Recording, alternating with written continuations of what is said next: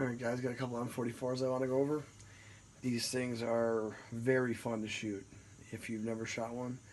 And they make a huge boom and a big fireball. And they are decently priced still right now, although they're going up. Used to be able to get these for about 100, 200 bucks. Now they're in the 3s, 4s. Some of the rarer ones are 5+ easy. But these ones are both post-war. This one's 1946, this one's 1947. They're both Izzies, although Tula did make some of them. We'll go over that in a little bit. But Russia basically wanted an urban combat rifle that was smaller, easier, compact than the big 9130s. I mean, these things are 40 inches total length, and it's basically they just took the M38s and put side folding bayonets on them. Yeah, these have been used for quite a while against us also. I mean, they went to a ton of different countries, and Uruguay, Romania, Hungary. They found them in Vietnam during the war, and they've just been all over. But production on them started in 1943. They were basically prototypes. They made Izzy made 50,000 of them in 43, and they gave them out to the troops that were marching through Germany at the time to test them out. And then 1944 they ramped up production to 3.6 million, and that's when Tula got in the game and they produced 50,000, and that was the only year Tula made the M44s. 1945 they went to 3.4 million production, and then after the war, 1946 for this one, it was around 189,000 and change. 1947 is a low production year. This one they made around 120,000 in 1947, and then in 1948 production ended with around 160,000 being produced. So 47 is a cool year. It's low production. I'm going to try to get a Tula from 44 if I can ever find one. But I'm happy with the post-wars. I got these both in trade. Obviously, these aren't going to pull as much money as the wartime production, but they're fun nonetheless. They're just a fun campsite gun. It makes, like I said, huge fireballs and big booms. If you're ever in an indoor range and you want to scare the hell out of people, this will do it. Although, I try to keep my rifles at the outdoor range 100 yards at least, unless you're sighting in or something at 25 yards. But this one is the blonde stock, and of course this one's laminate stock. These are both post-war stocks, and they are both round receivers, although there are a couple examples that were made on hex receivers, but they don't really know the stories behind those. And these are low wall. They started this in 1945, cutting the receivers low here, or else they would, they'd be a high wall. And that's one thing for them. 1946, they started doing they changed the front sight. The front sight block, or the base, they widened it up. This is the 46. But if you could see,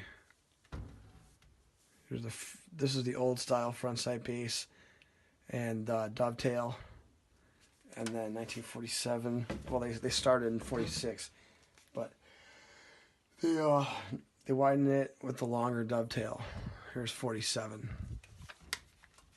Sorry, my camera angle sucks, but if you could see, that's quite a big difference. So the 46 on the left, 47, they made them a lot bulkier. So that was one change. And 43 to 45, they had a single ear bayonet lug, which would be here. It wouldn't have this. It would be ramped. And so this is the double ear. And also they have a notch out here for the barrel. They wouldn't have had that until from 43 to 45 they had the single ear. So this would be missing.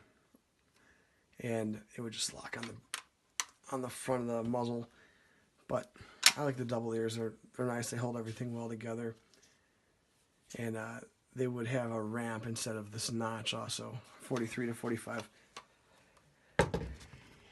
And what else? Oh, I guess we go over the proof marks.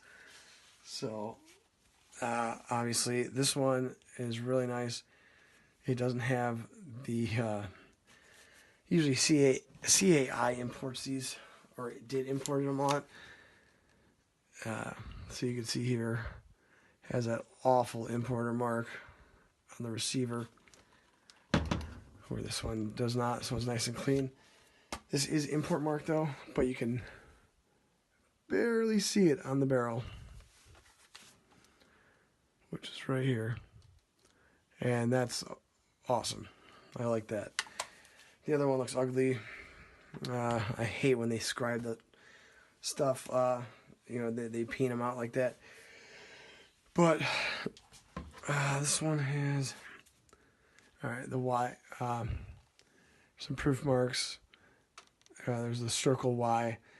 That is just a black powder mark, black powder proof. That means that it is okay to shoot. It's safe to shoot. And then you're going to have a K on this side, and that just is a point of aim proof that it's shooting where it should.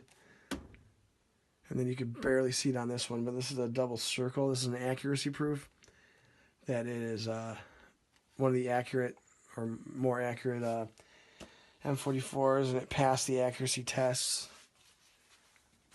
And there are some other numbers on here on the stock. This one's not numbers matching. This one's kind of all over the place. It's yeah, I don't know if anything matches on here, although the bolt is stamped.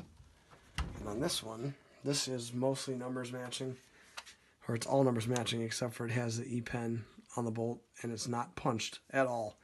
And I've never been able to figure out why that is on this one. But it does have the black powder proof here.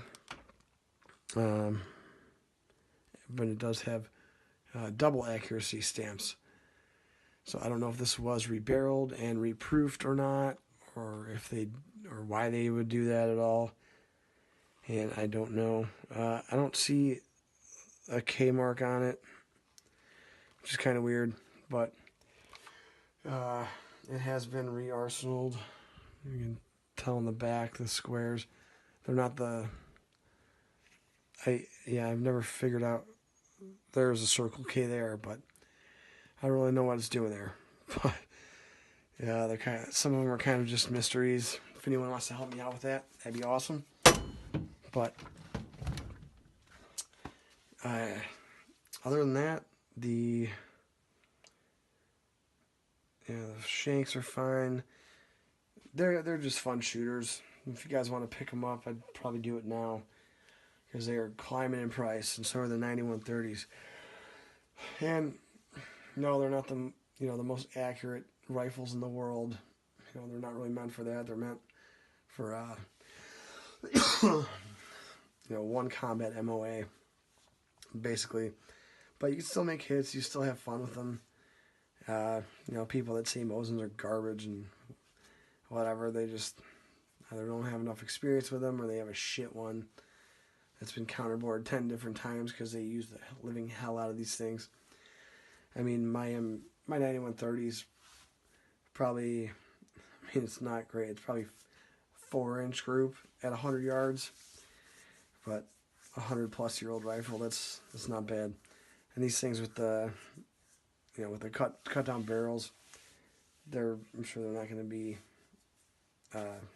as good either out to 100. But I have not taken these ones to 100 yet. I've 75, and they get they're about 4-inch also. But they are fun, and they do gain a lot of attention at the range. So if you want fun little plinkers, that, full cartridge, and the ammo is starting to get expensive, but a few years ago you get 440 round spam cans of this stuff for under $100, but now they're like almost 150, $200, and some guys are even higher. They're trying to get. But those are the M44s. If anyone knows about any of those proof marks, let me know. Other than that, thanks.